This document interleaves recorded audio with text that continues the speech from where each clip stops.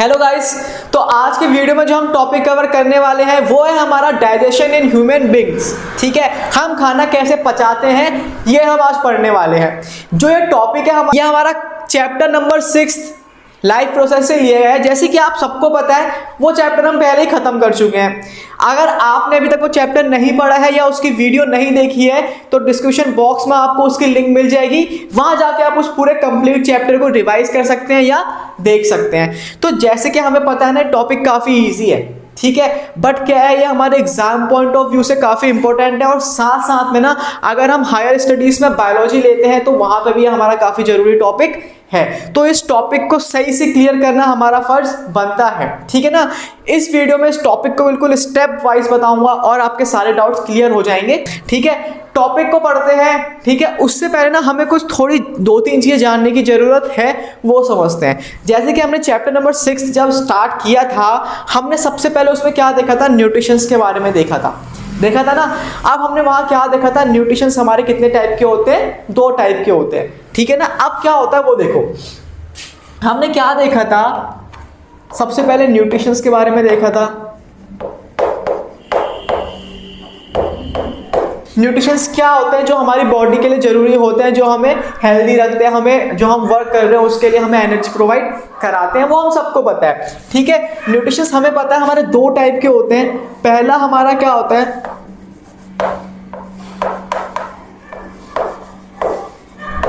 Autotrophic, दूसरा क्या होता है,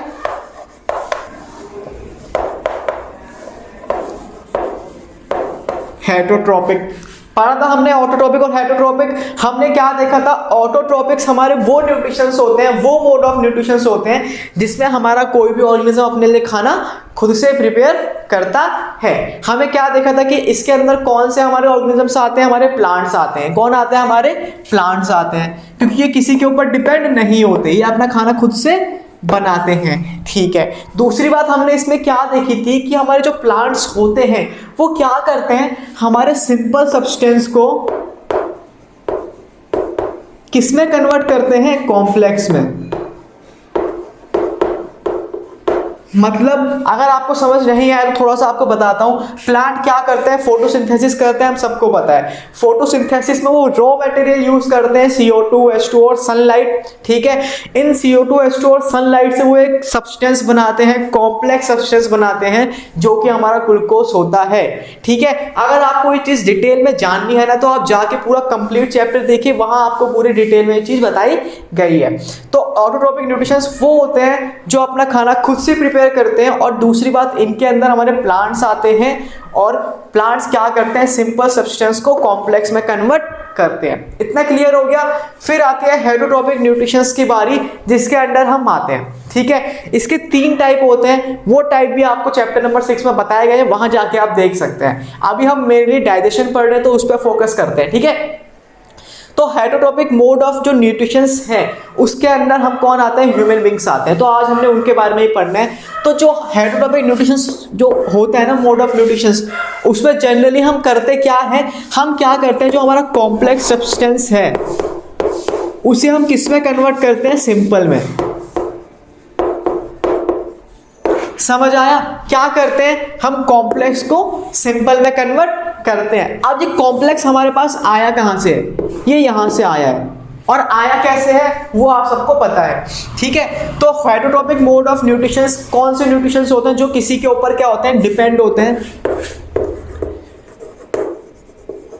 ठीक है। डिपेंड क्योंकि हम प्लांट्स के ऊपर डिपेंड है, हमें वहीं से खाना मिलता है, किसी अदर ऑर्गेनिज्म के ऊपर हम डिपेंड है, हम खाना वहीं से लेते हैं अपना, ठीक है। तो हम किसी के ऊपर डिपेंड है। और दूसरी बात, हम कॉम्प्लेक्स को सिंपल में कन्वर्ट करते हैं। इतना क्लियर आपको हो गया होगा। ज्यादा कॉम्प्लिकेटेड चीजों को नहीं बनाते और अपने टॉपिक पर आते हैं सीधा। अब यहाँ पे बात यह आती है कि डाइजेशन हमारे लिए जरूरी क्यों है। हमने खाना खा लिया, हमारे स्टमक में चला गया, हमारे स्मॉल इंटेस्टाइन में चला गया, हमारे लार्ज इंटेस्टाइन में चला गया। अब उसे डाइजेस्ट करना जरूरी क्यों है। जैसे कि हम सबको पता है हम होते हैं हेरोजोइक, ठीक है। हेरोजोइक क्या करते हैं ना, सॉलिड फूड को इनटेक करते हैं। हमने क्या किया, एप्पल लिया, सॉलिड था, खा लिया, हमारे स्टमक में चला गया। अब क्या वो हमें एनर्जी प्रोवाइड कराएगा? नहीं कराएगा। जब तक उसमें से हमारे कार्बोहाइड्रेट, फैट, प्रोटीन, मिनरल्स वगैरह को अलग नहीं करेंगे तब तक वो हमारी बॉडी अब्जॉर्ब नहीं करेगी। ठीक है, अब तुमने एप्पल अगर ऐसे निगल लिया तो क्या उसमें से हमारे न्यूट्रिशंस अब्जॉर्ब हो जाएंगे? नहीं होंगे। क्यों? क्योंकि वो इस टाइम पे क्या है, कॉम्प्लेक्स है, हमें उसे क्या बनाना है, सिंपल। तो ये जो कॉम्प्लेक्स है, सिंपल बनने की प्रोसेस होती है ना, इस प्रोसेस को हम डाइजेशन कहते हैं। जब वो चीज़ हमारी सिंपल बनती है तब जाके वो हमारी अब्जॉर्ब होती है बाय ब्लड, फिर जाके वो हमारी सेल तक पहुंचती है और हमें एनर्जी प्रोवाइड कराती है। अब जो एनर्जी प्रोवाइड कराने का जो हमारा कॉन्सेप्ट है वो हमारा आता है रेस्पिरेशन के अंदर। उसकी वीडियो भी हम आगे बनाएंगे, आप वहां पे उसे देख सकते हैं। अभी हम देखते हैं डाइजेशन क्या होता है। हमने समझ लिया डाइजेशन जरूरी क्यों है, क्योंकि कॉम्प्लेक्स से हमें एनर्जी नहीं मिलती, हमें उसे कन्वर्ट करना पड़ता है सिंपल में। क्लियर हो गया? अब आते हैं हम अपने डाइजेशन वाले टॉपिक पे। तो जैसे कि मैंने आपके सामने यहाँ पे एक डायग्राम बनाया है, ये डायग्राम हमारे डाइजेस्टिव ट्रैक्ट का है कि हमारा खाना कहाँ से कहाँ तक जाता है, कैसे मूवमेंट होती है। ठीक है, इस डायग्राम को समझते हैं और अपना टॉपिक कवर करते हैं। तो अब देखो ना, मैंने यहाँ पे नीचे एक नाम लिखा है, क्या? Alimentary canal. एलिमेंट्री कैनाल क्या होता है वो समझते हैं सबसे पहले। एलिमेंट्री कैनाल के अंदर हमारी ये चीजें आती हैं। ठीक है, क्या क्या आता है? माउथ आता है, ईसोफेगस आता है, स्टमक आता है, स्मॉल इंटेस्टाइन आती है, लार्ज इंटेस्टाइन आती है और एनएस आता है। क्लियर है? ये सारा जो हमारा पाथ है, ये जो हमारे बॉडी पार्ट्स हैं, ये जो हमारे ऑर्गन्स हैं, ये किसके अंडर आते हैं? हमारे एलिमेंट्री कैनाल। अब यहाँ पे दो चीज समझने वाली है, क्या? कि जो हमारा खाना हमने खाया, माउथ से खाया, हमारे ईसोफेगस में गया। ठीक है, ध्यान से देखना, हमने खाना खाया माउथ से, हमारे ईसोफेगस में गया, ईसोफेगस से हमारे स्टमक में जाएगा, स्टमक से हमारे स्मॉल इंटेस्टाइन में, वहां से लार्ज इंटेस्टाइन में और वहां से हमारी बॉडी से उसके बाद बाहर आ जाएगा। जिस पाथ वे में हमारा खाना मूव करता है, क्या? जिस पाथ वे में खाना हमारा मूव हो रहा है, ठीक है, या ट्रेवल कर रहा है, उस पाथ वे को हम क्या कहते हैं? एलिमेंट्री कैनाल कहते हैं। क्लियर है? बुक में डायग्राम देखोगे ना, नीचे क्या लिखा है? Alimentary canal. क्यों? क्योंकि इस पाथ वे में हमारा खाना क्या करता है? ट्रेवल करता है। ठीक है, जिस पाथ वे में आके हमारा खाना ट्रेवल कर रहा है वो हो गया हमारा एलिमेंट्री कैनाल। अब यहाँ पे बात क्या आती है ना बच्चों के दिमाग में, कि हमारे स्टमक में लीवर है, यहाँ पे हमारे उसमें पेनक्रियाज है, हमारे उसमें बाइल डक्ट्स हैं, ये सारी चीजें क्या हैं? अब देखो क्या है ना, जो हमारे पाथ में खाना आ रहा है, मूव कर रहा है, वो हो गया एलिमेंट्री कैनाल। अब उस खाने को डाइजेस्ट कराने में जो ग्लैंड्स हमारी हेल्प करते हैं, मतलब कि अब खाना आ गया है, हमें उसे क्या करना है? सिंपल बनाना है। सिंपल बनाने के लिए उसमें हमारे कुछ एंजाइम्स आते हैं। एंजाइम्स क्या होते हैं? जो कैंची की तरह वर्क करते हैं। मैंने बताया था आपको कि एंजाइम्स क्या होते हैं, जो हमारे कैंची की तरह वर्क करते हैं और जो हमारा कॉम्प्लेक्स सब्सटेंस होता है उसको छोटे छोटे टुकड़ों में क्या करते हैं? काट देते हैं। तो जो एंजाइम्स हमारे आते हैं वो हमारे कहाँ से आते हैं? लीवर से आते हैं, बाइल डक्ट से आते हैं, पेनक्रियास से आते हैं। तो जहाँ से हमारे एंजाइम रिलीज हो रहे हैं उसे हम क्या कहते हैं? उन पार्ट्स को हम क्या कहते हैं? जो हमारे पाथवे, जिसमें हमारा खाना ट्रेवल तो नहीं हो रहा बट वो डाइजेशन में हेल्प कर रहा है, उसे हम कहते हैं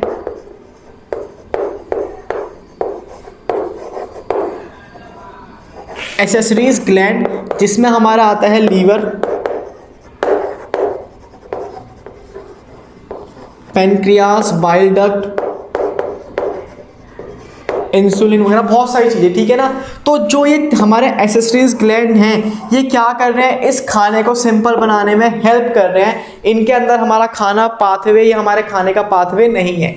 पाथवे हमारा क्या है? ये पूरा हमारा पाथवे है जिसे हम एलिमेंट्री कैनाल कहते हैं। और जो ये हमारे ग्लैंड है जो हमारे खाने को डाइजेस्ट करने में हेल्प करते हैं, उन्हें हम एक्सेसरीज ग्लैंड कहते हैं। तो जो हमारा ह्यूमन का डाइजेस्टिव सिस्टम है वो हमारा दो चीज़ों से मिलकर बना है। एक हो गया हमारा एलिमेंट्री कैनाल और दूसरा क्या हो गया? हमारे एक्सेसरीज ग्लैंड। इन दोनों को मिला के हमारा डाइजेस्टिव पूरा सिस्टम बनता है। इतना आपको क्लियर हो गया है? ठीक है, अब हम अपना खाना कैसे डाइजेस्ट होता है वो देखते हैं। ठीक है, तो अब हम जाते हैं अपने मेन टॉपिक पे कि हमारा खाना कैसे डाइजेस्ट होता है। तो सबसे पहले समझते हैं कि हमारे खाने का पाथवे क्या है, कहाँ से कैसे मूव करता है। तो जैसे कि हम सबको पता है, सबसे पहले हमारा खाना माउथ में आता है। सबसे पहले हमने खाना खाया, अपने माउथ में रखा, हमने खाने को चुई करा, चबाया।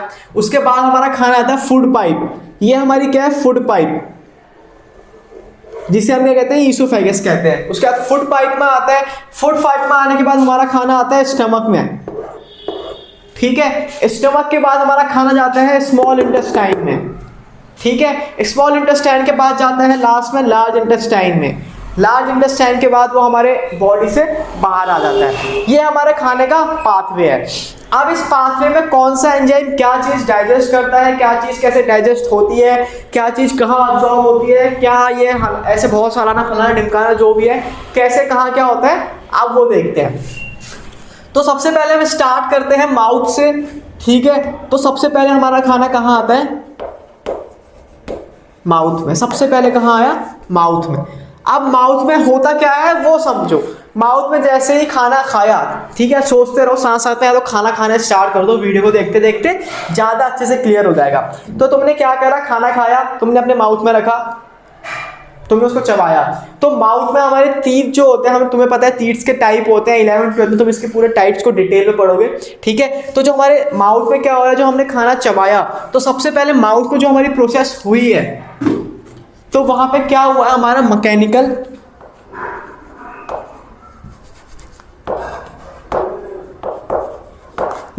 ब्रेकडाउन हुआ है। क्या हुआ है, खाने का मैकेनिकल ब्रेकडाउन हुआ है। मैकेनिकल ब्रेकडाउन मतलब जो तुमने सॉलिड फूड खाया था, अब तुमने रोटी का, आपको ये करेगा आधी रोटी तोड़ी, पूरी आधी रोटी को खा गया, तो तुम उसको पूरा निकल तो जाते नहीं हो, तुम क्या करते हो, पहले उसको चबाते हो। तो तुम वहां पे उसका क्या कर रहे हो, मैकेनिकल ब्रेकडाउन कर रहे हो। तो सबसे पहले माउथ में क्या हुआ है, मैकेनिकल ब्रेकडाउन हुआ है, ठीक है जी। दूसरी चीज जो हमारा डाइजेशन स्टार्ट होता है वो माउथ से स्टार्ट हो जाता है। कैसे, थूक सबके मुंह में आता है कि ऐसा ही किसको थूक ही नहीं निकलता, ठीक है ना। तो जो हमारा थूक निकलता है, वो हमारा जो थूक निकलता है ना, कहाँ से निकलता है, ठीक है। तो वो क्या होता है, हमारे माउथ में एक ग्लैंड होता है,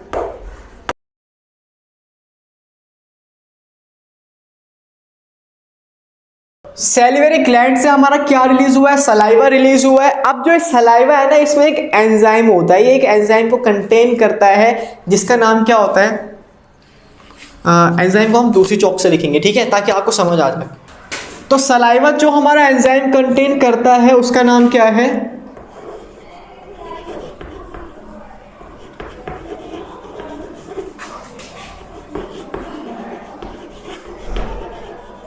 सैलिवरी एमलेस।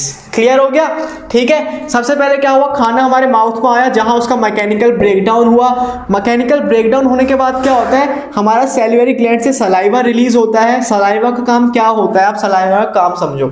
सलाइवा क्या करता है, सबसे पहले उस खाने को स्मूथ बनाता है, ठीक है, उसे सॉफ्ट बनाता है। दूसरी चीज क्या करता है ना, सलाइवा यहाँ पे हमारा डाइजेशन करता है, किस चीज का, सलाइवा में सैलिवरी एमलेसिस होता है, और सैलिवरी एमलेसिस किस चीज का डाइजेशन करता है, स्टार्च का करता है, एक कॉम्प्लेक्स शुगर में करता है, ठीक है। शुगर का नाम क्या होता है यहाँ पे, माल्टोस, ठीक है। कोई कोई क्या बोलता है, कार्बोहाइड्रेट का करता है, किसमें, ग्लूकोज में। कुछ भी बोलो एक ही बात है कि हमारा स्टार्च कार्बोहाइड्रेट सबका एक ही फॉर्मूला होता है, एक ही स्ट्रक्चर होता है। बट ये क्या करता है, सैलिवरी एमलेसिस क्या करता है, स्टार्च को कन्वर्ट करता है माल्टोस में। क्लियर है। सलाइवा के दो वर्क थे, पहला क्या था, ये रहा, और दूसरा क्या था हमारा, कि हमारे खाने को स्मूथ बनाता है। इतना आपको क्लियर हो गया। अब जो खाना हमारा है वो कहाँ आता है, हमारे फूड पाइप में आता है। सेकंड किस में आता है, फूड पाइप, जिसको हम क्या कहते हैं, ईसोफेगस कहते हैं। वहां देखो ईसोफेगस लिखा है ना। तो सेकंड पार्ट में क्या होता है, खाना हमारे फूड पाइप मतलब ईसोफेगस से आता है। मतलब हमने खाना खाया, हमने खाने को वहां पे उसको मैकेनिकल ब्रेकडाउन करा माउथ में, उसमें सलाइवा ऐड करा, सलाइवा ने हमारा क्या करा, स्टार्च को माल्टोस में कन्वर्ट करा, फिर हमारा खाना ईसोफेगस के रास्ते मतलब फूड पाइप के रास्ते हमारे स्टमक में जाता है। सिंपल है। तो अब यहाँ पे याद रखने वाली चीज क्या है ना, जो हमारा ईसोफेगस होता है इसमें एक मूवमेंट होती है, उस मूवमेंट का नाम क्या है,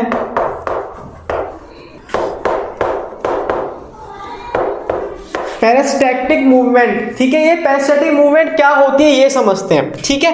पेरिस्टैल्टिक मूवमेंट में क्या होता है, ये हमारा ईसोफेगस है, इसमें क्या होता है, जब खाना यहाँ पे होता है ना, तो यहाँ ऊपर से प्रेशर लगता है, ये खाना नीचे को मूव करता है। फिर जब खाना यहाँ को होता है, यहाँ से ऐसे बॉल क्या होते हैं, एक दूसरे पे प्रेशर लगाती हैं, एक जिगजैग मूवमेंट कह सकते हो। क्या, ऐसे जिगजैग मूवमेंट होती है हमारे ईसोफेगस में। इससे क्या होता है, खाना ना नीचे नीचे को मूव करता है।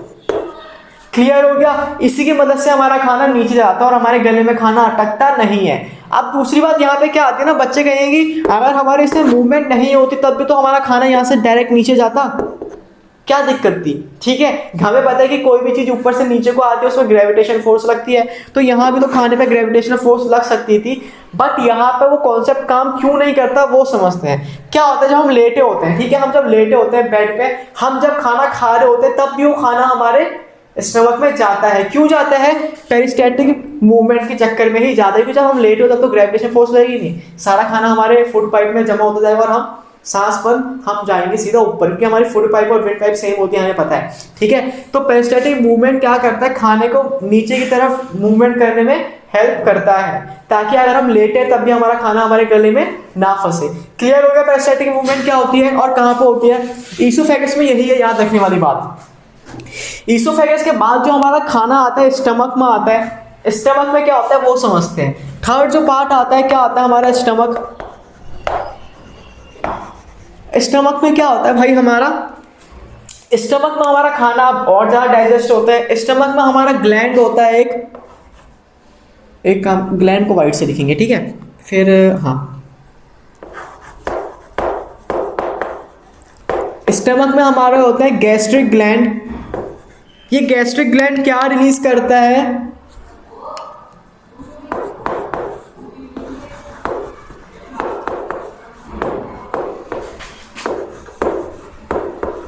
गैस्ट्रिक जूस रिलीज करता है। अब ये गैस्ट्रिक जूस हमारे तीन होते हैं, तीन हमारे गैस्ट्रिक जूस हैं, क्या क्या? HCl, पेप्सिन और म्यूकस। समझ आ गया क्या? स्टमक में हमारे गैस्ट्रिक ग्लैंड होता है, जो हमारे स्टमक की इनर लाइनिंग होती है ना, ये अंदर वाली लाइन यानी यहाँ पे होता है हमारे gastric gland. Gastric gland release करते हैं हमारे गैस्ट्रिक जूस, जो तीन टाइप के होते हैं, HCl, पेप्सिन और म्यूकस। ठीक है, अब इन तीनों का वर्क समझते हैं कि इनका काम क्या है। सबसे पहले आता है HCl का वर्क, यहाँ लिखते हैं साइड में, बाद में रब कर देंगे, ठीक है ना। HCl का लिखते हैं यहाँ पे सबसे पहले, HCl के दो काम होते हैं, ठीक है। HCl के दो काम क्या है? सबसे पहले खाने को एसिडिक मीडियम प्रोवाइड कराता है,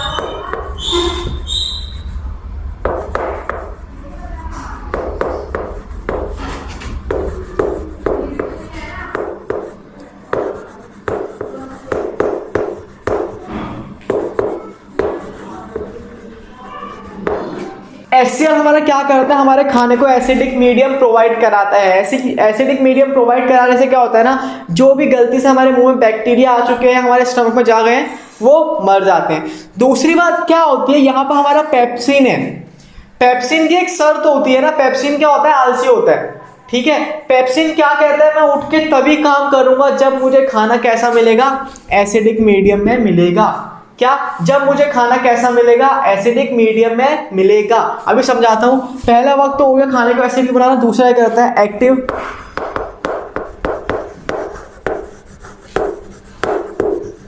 पेप्सिन। सिंपल बात। क्या? देखो, पेप्सिन हमारा क्या करता है? प्रोटीन को डाइजेस्ट करता है, ठीक है। पेप्सिन की एक शर्त होती है कि मैं प्रोटीन को तभी डाइजेस्ट करूंगा जब मुझे प्रोटीन कैसा फॉर्म में मिलेगा? एसिडिक फॉर्म में मिलेगा।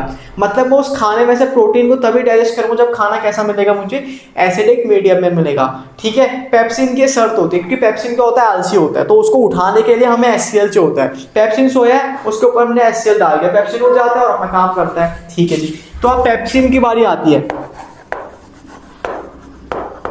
पेप्सिन क्या करता है? पेप्सिन हमारा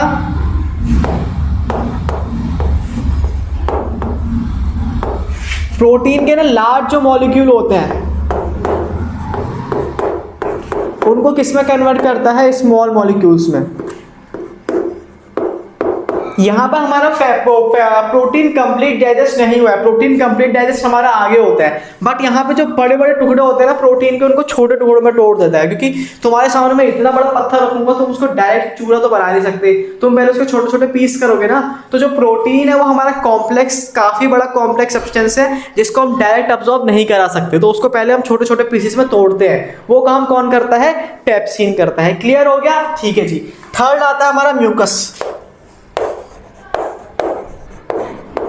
अब ये म्यूकस क्या करता है ना, अब देखो पेट में हमारा HCl है, हाइड्रोक्लोरिक एसिड, हाँ जी हाइड्रोक्लोरिक एसिड का हमें पता है काफ़ी ज़्यादा कंसनट्रेटेड फॉर्म में वो हमें हार्म कर सकता है। तो जो हाइड्रोक्लोरिक एसिड हमारे स्टमक में है वो स्टमक को जला भून के राख कर देगा, ठीक है, वो हमारे पूरे अंदर भून देगा, जैसे फुल्ले भूनते हैं ना, देखेंगे ना पॉपकॉर्न, तो वैसे ही हमें भी पॉपकॉर्न बना देगा अंदर से। तो उससे बचने के लिए क्या होता है ना, हमारा स्टमक एक अपनी प्रोटेक्शन के लिए एक लेयर बनाता है स्टमक के चारों तरफ। वो लेयर किसकी बनती है, म्यूकस की बनती है। ये क्या करता है, प्रोटेक्ट अस फ्रॉम HCl। तो जो हमारा HCl रिलीज हो रहा था उससे हमें कौन बचाता है, म्यूकस बचाता है। तो ये 3 काम हमारे किस में होते हैं, स्टमक में होते हैं। इतना आपको शायद याद रहेगा। अब इसके बाद हम आगे वाली प्रोसेस पर बढ़ते हैं। आगे वाली प्रोसेस पे जाने से पहले आपको 2-3 चीजें बताता हूँ। मैंने स्टार्टिंग में क्या कहा था कि हमारा जिस पाथवे में खाना मूव हो रहा है, ये पाथवे, इसे हम क्या कहते हैं, एलिमेंट्री कैनाल कहते हैं। और इस पाथवे में जो हमारा खाना डाइजेस्ट हो रहा है उसको हेल्प करने में जो हमारे एंजाइम्स रिलीज होते हैं, जो जहाँ से वो रिलीज हो रहे हैं वो कहाँ से, ग्लैंड से रिलीज होते हैं, उन्हें क्या कहते हैं, एसेस्ट्रीज ग्लैंड कहते हैं। तो यहाँ पे हमारे एसेस्ट्रीज ग्लैंड क्या है, एक तो लीवर हो गया, एक गॉल ब्लैडर हो गया और एक पेनक्रियास हो गया, जो कि हमारा यहाँ कहीं पे होता है, ठीक है, एक हमारा क्या हो गया, पेनक्रियास। तो ये 3 चीजें क्या है, हमारे एसेस्ट्रीज ग्लैंड है। यहाँ से कुछ एंजाइम्स हमारे स्मॉल इंटेस्टाइन में आते हैं। किस में आते हैं, स्मॉल इंटेस्टाइन में। स्मॉल इंटेस्टाइन में वो आते हैं और हमारे खाने को फर्दर डाइजेस्ट करते हैं। इतना हमारा क्लियर हो गया। अब पेपर में पूछते हैं कि हमारा खाना कहाँ पे कंप्लीट डाइजेस्ट होता है, वो बताता हूँ आगे, ठीक है। इतना आप सबको क्लियर हो गया। अब इसको रब करते हैं और आगे वाली प्रोसेस पर बढ़ते हैं। तो अब क्या होता है ना, हमारा खाना कंप्लीट डाइजेस्ट जिस साइड पे होता है। तो गाइज आप लोगों के लिए काफी बड़ी एक गुड न्यूज है हमारे लिए। स्क्रीन पे आप लोगों को दिख रहा होगा इस टाइम पे अनअकैडमी, एक नई सीरीज अनअकैडमी पे आप लोगों के लिए स्टार्ट हो चुकी है, जिसका नाम है combat series, the most challenging battle to level up preparations and practice for CBSE 10th board exams. इसमें आप लोग क्या कर सकते हो, जो भी मेरे दोस्त 10th क्लास में इस टाइम पे पढ़ रहे हैं, मैथमेटिक्स और साइंस की तैयारी के लिए एक बहुत ही नेक्स्ट लेवल चांस है आप लोगों के पास। आप लोग तैयारी तो कर ही रहे हो, यहाँ पर आप लोग क्या कर सकते हो, साथ साथ में अपनी तैयारी को टेस्ट भी कर सकते हो और यहाँ पर अवार्ड्स भी विन कर सकते हो। कैसे, उस चीज के बारे में मैं आपको यहाँ पे बताने वाला हूँ। रिवाइज, प्रैक्टिस, विन, सारा का सारा सिस्टम आपको अनअकैडमी ने दे दिया है। आपकी तैयारी जहां भी चल रही है, जैसी भी चल रही है, आप अनअकैडमी पे आके उसको रिवाइज कर सकते हो, अपनी तैयारी को और पक्का कर सकते हो, प्रैक्टिस कर सकते हो और यहाँ पे इस कॉम्बैट सीरीज का पार्ट बनकर अवार्ड्स भी जीत सकते हो। Get set to ace CBSE 10th board exams. आपकी बोर्ड एग्जाम्स की तैयारी बहुत जबरदस्त हो जाएगी यहाँ से, और एक फन चैलेंज में आपको पार्ट लेने का बहुत नेक्स्ट लेवल एक अपॉर्चुनिटी मिल रही है। रिवाइज, प्रैक्टिस, विन, जैसे हमने आपसे अभी बात करी, तो सबसे पहले तो यहाँ पर हमारे पास 4 फैसिलिटीज हैं। सबसे पहले तो स्कोरिंग की, आपको स्कोर से अपनी कैपेसिटी के बारे में पता लग जाएगा। लीडर बोर्ड पे आपका नाम आएगा, जैसे जैसे आप अच्छा परफॉर्म करते जाओगे आप लीडर बोर्ड पे ऊपर ऊपर आते जाओगे, आपकी रेटिंग्स इंप्रूव होती जाएंगी, आपकी रैंकिंग्स वहां पर इंप्रूव होती जाएंगी और उसके बदले में आपको मिलेगा क्या सर, आपको वहां पे अवार्ड्स मिलेंगे, बैज ऑफ ऑनर आपके अकाउंट में, आपकी प्रोफाइल में एड अप होते चले जाएंगे। K10 कॉम्बैट फॉर्मेट में आपके सामने प्रेजेंट कर रहा हूँ। 10th क्लास के लिए ये सीरीज चालू की गई है। 40 मिनट्स का यहाँ पर एक टेस्ट एक्सपीरियंस होगा। आपको 40 मिनट्स के यहाँ पर टेस्ट जो है सीरीज उसको कंप्लीट करना होगा। 30 सुपर क्वेश्चंस होंगे जो कि आपके लिए मोस्ट वैल्यूएबल होंगे, आपके एग्जाम्स के पॉइंट ऑफ व्यू से और कंपटीशन के पॉइंट ऑफ व्यू से। ऐसे ही 6 टेस्ट सीरीज आपके लिए लाई जाएंगी। नेगेटिव स्कोरिंग रहेगी, तो जो भी आप लोगों को वहां पर आंसर्स देने हैं बहुत सोच समझ के देने हैं, वहां पे तुक्का नहीं चल पाएगा, आपकी परफेक्ट नॉलेज की टेस्टिंग हो जाएगी। हिंदी और इंग्लिश 2 लैंग्वेजेस में ये टेस्ट आपके लिए अवेलेबल है। और अगर आपको कुछ क्वेश्चंस के आंसर नहीं आते हैं तो उनसे रिलेटेड टेस्ट के बाद उनके वीडियो सॉल्यूशंस भी मिलेंगे, सॉल्यूशन मिलेंगे, पूरी डिटेल में सारे के सारे सॉल्यूशन आपको वीडियो के द्वारा प्रोवाइड किए जाएंगे। ये मैंने आपके सामने जस्ट एक डेट शीट रखी है इस टाइम पे, जैसे कॉम्बैट 1 2 3 4 5 6 हमारे कॉम्बैट्स होने वाले हैं, ठीक है। डेट्स आपके सामने है 31 जनवरी, 14 फरवरी, 28 फरवरी, 14 मार्च, 28 मार्च एंड 11 अप्रैल। तो यहाँ पे क्या है ना, आपके सामने सारी की सारी डेट्स आ चुकी हैं, सारे के सारे टेस्ट के सीरीज आपके पूरी डेट शीट मिल गई है, टाइमलाइन मिल गई है। और ये सिर्फ 2 ही सब्जेक्ट में आप लोगों को देखने को मिलेगा, मैथमेटिक्स और साइंस में। साथ साथ मैं आपको सिलेबस भी बता देता हूँ कि NCERT के अपडेट्स को मिला के कैसे मैथमेटिक्स और साइंस का सिलेबस हम लोगों ने सेट किया है। अगर आप मैथमेटिक्स का देखो तो ये कुछ चैप्टर्स आपको स्टडी करने पड़ेंगे इस कॉम्बैट में इनरोल करने से पहले। Number systems, algebra, coordinate geometry, trigonometry, geometry, mensuration, statistics and probability. साथ साथ में साइंस की अगर हम बात करें तो chemical substances, world of living, natural phenomena, effects of current and natural resources, ये सारे वो चैप्टर्स हैं जिसके अंदर से आपके सारे के सारे टेस्ट लिए जाएंगे और जिनकी प्रिपरेशन आप अनअकैडमी पर से ही कर सकते हो और हमारे वीडियो से भी कर सकते हो। साथ साथ टेस्ट के बाद हर एक जो भी आपको क्वेश्चन नहीं आता, हर एक क्वेश्चन का डिटेल्ड वीडियो सॉल्यूशन मिलेगा, वो भी वर्ल्ड के बेस्ट एजुकेटर्स से। तो ये बहुत बड़ी अपॉर्चुनिटी है आप लोगों के लिए। Live combat to know how well you perform amongst the 1000 of learners in India. पूरे ऑल ओवर इंडिया में आपको बहुत हजारों लोग मिलेंगे, आप उनके साथ compete कर सकते हो, अपनी नॉलेज को टेस्ट कर सकते हो कि आप वहां पे कहाँ स्टैंड करते हो और ग्रेजुअली उस चीज में इंप्रूव हो सकते हो। क्वेश्चन जो कि हेल्पफुल होंगे आपके कंसेप्ट्स को समझने के लिए, उस कंसेप्ट की एप्लीकेशन को समझने के लिए। तो एक बहुत ही नेक्स्ट लेवल चांस है आप लोगों के पास। फर्स्ट कॉम्बैट, जो सबसे पहला कॉम्बैट होने वाला है, वो 31 जनवरी को होने वाला है, 11 बजे होने वाला है और उस चीज का लिंक आपको डिस्क्रिप्शन में मिल जाएगा। साथ साथ में इनरोल आप कर सकते हो।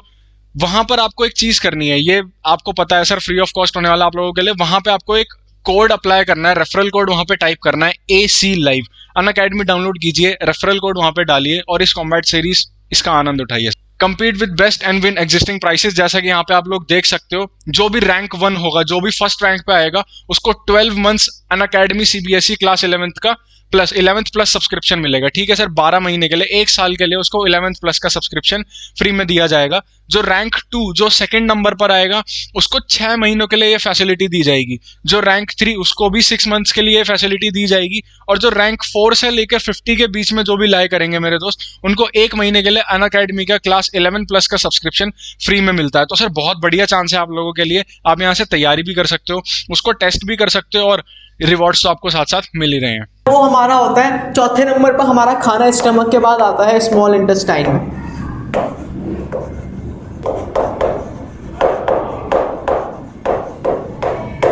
चौथे नंबर पर खाना आता है स्मॉल इंटेस्टाइन में, जो हमारी कंप्लीट साइट ऑफ डाइजेशन होती है, जिसे हम क्या कहते हैं,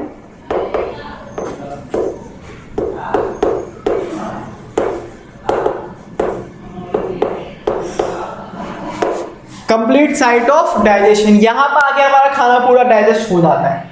आप समझते हैं कैसे? मैंने क्या कहा था, एसेसिस ग्लैंड हमारे क्या क्या हैं, लीवर, गॉल ब्लैडर और पैनक्रियास। अब क्या होता है वो समझो। यहां पे लिखता हूं मैं सबसे पहले हमारा आता है लीवर। लीवर हमारा रिलीज करता है, कुछ जूस रिलीज करता है लीवर हमारे, ठीक है, कुछ जूसेस रिलीज करता है लीवर हमारे। जो हमारे जूस लीवर ने रिलीज कर रहे हैं वो फर्दर हमारे स्टोर हो जाते हैं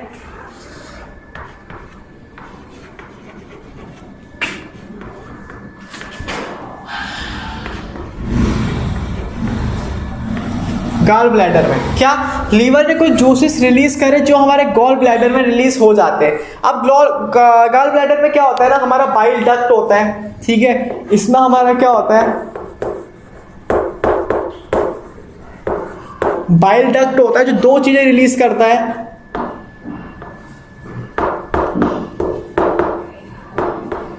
बाइल जूस और दूसरा बाइल सॉल्ट। क्या लीवर को जूस रिलीज करता है जो हमारे गॉल ब्लैडर में जाते हैं। गॉल ब्लैडर में वो क्या होते हैं, स्टोर हो जाते हैं। फिर गॉल ब्लैडर में क्या होता है, बाइल डक्ट होता है जो उन जूसेस को रिलीज करता है। उन जूसेस का नाम क्या है, एक तो होता है बाइल जूस और दूसरा बाइल सॉल्ट। 2 चीजें जनरली मतलब घुमा फिरा के ये हमारे कहां से रिलीज हो रहे हैं,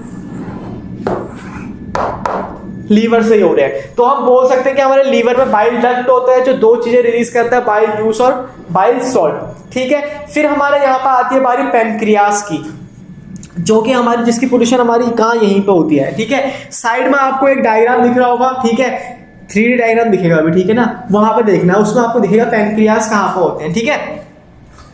तो अब कहना है सारा स्मॉल इंटेस्टाइन के अंदर चल रहा है। तो अब हमारे पैनक्रियास जो होते हैं,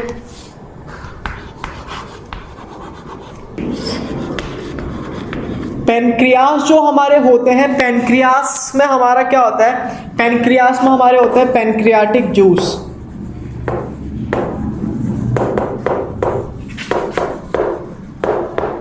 अब जो पैनक्रियाटिक जूस होते हैं ना, 2 टाइप के होते हैं। सबसे पहले हमारा आता है ट्रिप्सिन और दूसरा आता है लाइपेस। ठीक है, क्या होता, लीवर था, लीवर में हमारे बाइल डक्ट थे, बाइल डक्ट से दो चीज रिलीज हुई, बाइल जूस और बाइल सॉल्ट। फिर हमारा पेनक्रियास था, पेनक्रियास से हमारे पेनक्रियाटिक जूस रिलीज होते हैं, एक होता है ट्रिप्सिन और दूसरा होता है लाइपेस। इतना क्लियर हो गया। जैसे ही हमारा खाना स्मॉल इंटेस्टाइन में आता है, स्मॉल इंटेस्टाइन में आते ही खाने को लीवर से हमारा बाइल डक्ट से हमारा बाइल जूस और बाइल सॉल्ट निकलता है, और पेनक्रियास से हमारा ट्रिप्सिन और लाइपेस हमारे स्मॉल इंटेस्टाइन में आ जाते हैं। मतलब क्या हो रहा है, लीवर ने रिलीज करा, स्मॉल इंटेस्टाइन में भेजा, पेनक्रियास ने रिलीज करा, स्मॉल इंटेस्टाइन में भेजा। अब यहाँ पे डाइजेशन कैसे होता है चीजों का वो देखो। यहाँ पे लिखता हूं सबसे पहले नीचे,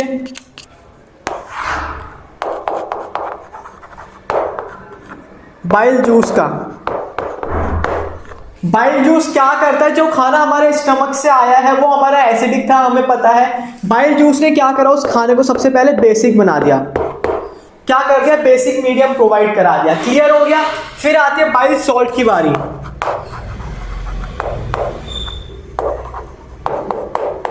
बाइल सॉल्ट क्या करता है वो समझते हैं। अभी हमने क्या देखा था, हमारे स्टमक में क्या होता है, पेप्सिन ने हमारे प्रोटीन के लार्ज मॉलिक्यूल्स को स्मॉलर मॉलिक्यूल्स में तोड़ दिया था, और बाइल सॉल्ट क्या करता है ना, हमारे फैट के लार्ज ग्लोब्यूल्स को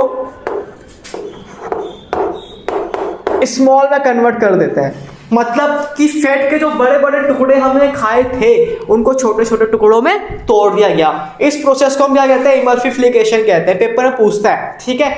दूसरी बात यहाँ पे क्या आता है, ये प्रोसेस हमारी किसकी हो गई, लीवर से निकले हुए एंजाइम्स की हो गई। फिर यहाँ पे बात आती है हमारे पेनक्रियास से जो ये दो जूस निकले हैं ये क्या करते हैं। यहाँ पे देखो क्या लिखा है, ट्रिप्सिन, और पहले हमने क्या पढ़ा था पिछली वाली स्लाइड में, पेप्सिन। क्लियर है, दोनों का सरनेम क्या है, सेम है, सिनसिन। तो दोनों क्या है, हमारे भाई है। ट्रिप्सिन और पेप्सिन क्या है, दोनों भाई। तो पेप्सिन क्या एंजाइम्स, पेप्सिन हमारा क्या डाइजेस्ट करता है, प्रोटीन, तो ट्रिप्सिन भी वही करेगा। तो यहाँ पे ट्रिप्सिन क्या करता है, प्रोटीन को अमीनो एसिड में चेंज कर देता है। सिंपल, ठीक है। क्या करा, ट्रिप्सिन ने प्रोटीन को अमीनो एसिड में चेंज कर दिया। यहां पे एक बात याद रखना, जो हमारा खाना बेसिक बना था ना, पता है क्यों बना था, ट्रिप्सिन और पेप्सिन दोनों है भाई, बट दोनों उल्टी बुद्धि के हैं। क्यों है उल्टी बुद्धि के, पेप्सिन को चाहिए होता है खाना एसिडिक, ठीक है, वो तभी डाइजेस्ट करता है प्रोटीन, सॉरी, और ट्रिप्सिन को चाहिए होता है खाना बेसिक, तभी वो प्रोटीन को डाइजेस्ट करता है। तो दोनों उल्टी बुद्धि के होते हैं ये, तो इसलिए खाना मतलब इसलिए हमारा खाना एक बार एसिडिक बनता है, एक बार बेसिक बनता है। तुम्हें पता है भाई बहन है, लड़ेंगे ही आपस में, ठीक है। तुम बहन भी बोल सकते हो या भाई भी बोल सकते हो, कुछ भी बोलो, तुम्हारी मर्जी है, जो तुम्हें अच्छा लगता है, ठीक है। तो ट्रिप्सिन ने ये कर दिया। उसके बाद आती है लाइपेस की बारी। किसकी बारी आती है, लाइपेस की बारी आती है। लाइपेस क्या करता है, हमारे फैट को फैटी एसिड में कन्वर्ट कर देता है।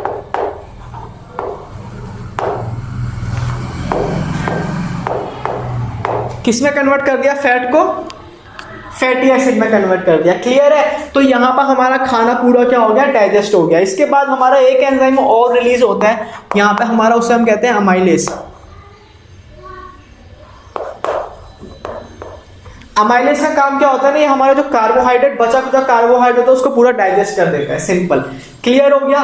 ये हमारा स्मॉल इंटेस्टाइन में खाना क्या हो गया है, डाइजेस्ट हो गया है। क्या क्या होता है एक बार समझते हैं। स्मॉल इंटेस्टाइन में हमारा कंप्लीट साइट ऑफ डाइजेशन कहते हैं, जहां पर हमारा लीवर से कौन से जूस निकले हैं, बाइल डक्ट से एक तो बाइल जूस निकला है, एक बाइल सॉल्ट निकला है, ठीक है। दूसरा पेनक्रियास से दो जूस निकले हैं, ट्रिप्सिन और पेप्सिन। बाइल जूस खाने को बेसिक बना रहा है, बाइल सॉल्ट फैट के लार्ज मॉलिक्यूल्स को छोटे में तोड़ रहा है। दूसरा ट्रिप्सिन का काम क्या होता है, खाने को प्रोटीन को डाइजेस्ट करता है अमीनो एसिड में। लाइपेस से करता है फैट को कन्वर्ट करता है फैटी एसिड में। तो यहाँ पर हमारे जो भी हमने खाना खाया था वो सारा सिंपल फॉर्म में क्या हो चुका है, कन्वर्ट हो चुका है। अब इसके आगे की प्रोसेस देखते हैं। पहले इस बोर्ड को रब करते हैं। अगर लगता है कि कुछ अच्छा है, लग रहा है कि कुछ अच्छा पढ़ लिया है, तो इसे उतार लेना कॉपी में, ठीक है, पेपर में काम आएगा। शॉर्ट चार्ट है, पूरा चार्ट तो मैं एक बोर्ड पर लिख नहीं सकता, जो पिछला चार्ट था और ये चार्ट था पूरा एक ही है। तो एक बार सीरीज में तुम उतार लो, जब तुम पेपर देने जाओगे ऐसे खोल के देखोगे ना, तुम्हें एकदम से याद आ जाएगा सारा का सारा, तुम्हें ज़्यादा मेहनत करने की जरूरत नहीं पड़ेगी, ठीक है। इसे उतारो, आगे प्रोसेस पर बढ़ते हैं, इसे रब कर देते हैं। तो अभी तक क्या था, हमारा खाना पूरा कंप्लीट डाइजेस्ट हो चुका था, ठीक है। अब क्या होता है ना, स्मॉल इंटेस्टाइन में ही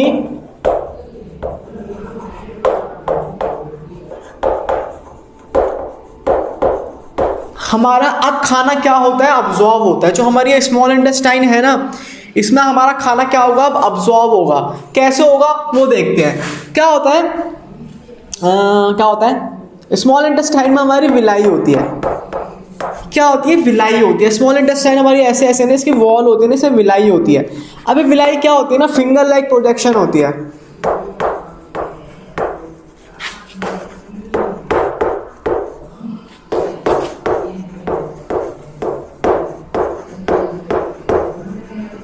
फिंगर लाइक प्रोजेक्शन होती है हमारी विलाई। ये क्या करती है, हमारे खाने को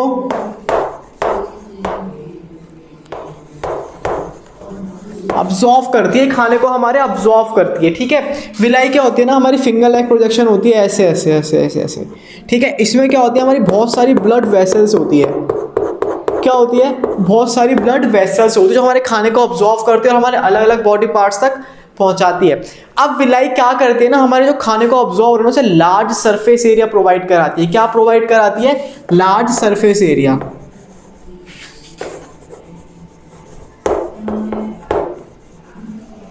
क्यों, अब देखो मैं कहता हूं तुम्हारे पास दो नाली है, एक नाली बिल्कुल सीधी है और एक नाली ऐसी उबड़ खाबड़ है।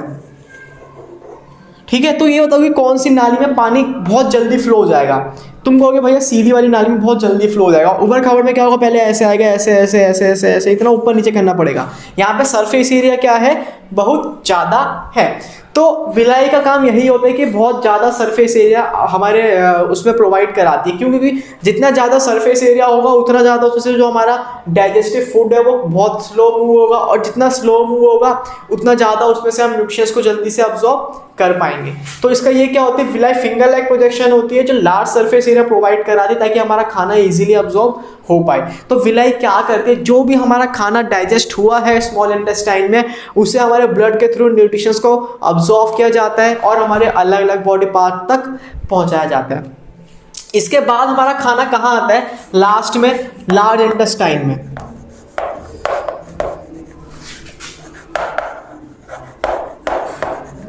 अब किस में आया हमारा खाना, लार्ज इंटेस्टाइन में आया।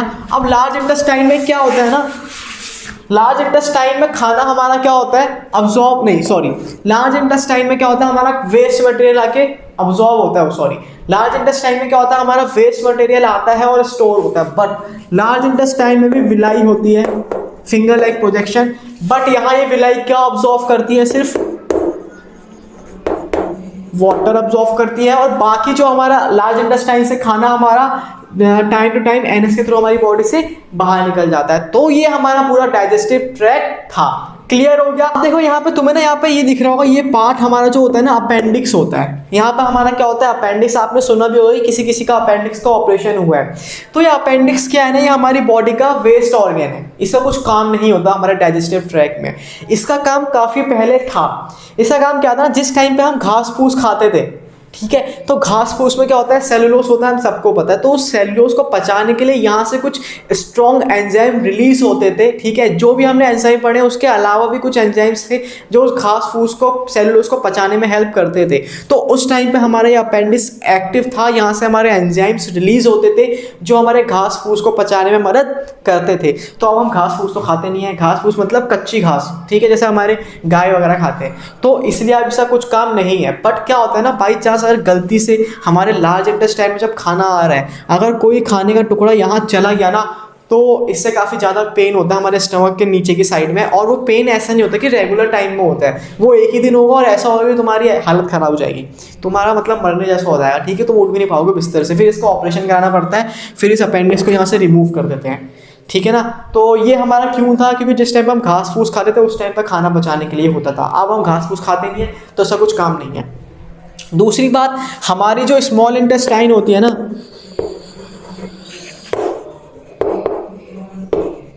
ये सिर्फ नाम की स्मॉल है, बट तुम्हें इसका साइज पता है क्या होता है? तो जो इसकी हमारी लेंथ होती है वो होती है 7 मीटर की, और जो लार्ज होती है ये सिर्फ नाम की लार्ज है, इसका साइज क्या होता है 1.5 मीटर का। अब ये ऐसा क्यों है कि ये स्मॉल है, इसका साइज इतना बड़ा है, ये लार्ज है, इसका साइज इतना छोटा है? ये ना इनकी विड्थ, इनकी चौड़ाई के ऊपर है। ठीक है, यहाँ पर देखो स्मॉल इंटेस्टाइन ना काफ़ी कंजेस्टेड होती है, कंजेस्टेड क्यों है भाई, हमारी 7 मीटर की है तो ऐसे पूरे बदन में फैला थोड़ देंगे हमारे शरीर में, इसे ऐसे लपेट के रखते हैं, तो इसकी जो विड्थ होती है ना वो काफ़ी कम होती है, इसलिए इसको स्मॉल बोला गया। लेंथ के बेसिस पे नहीं, विड्थ के बेसिस पे है।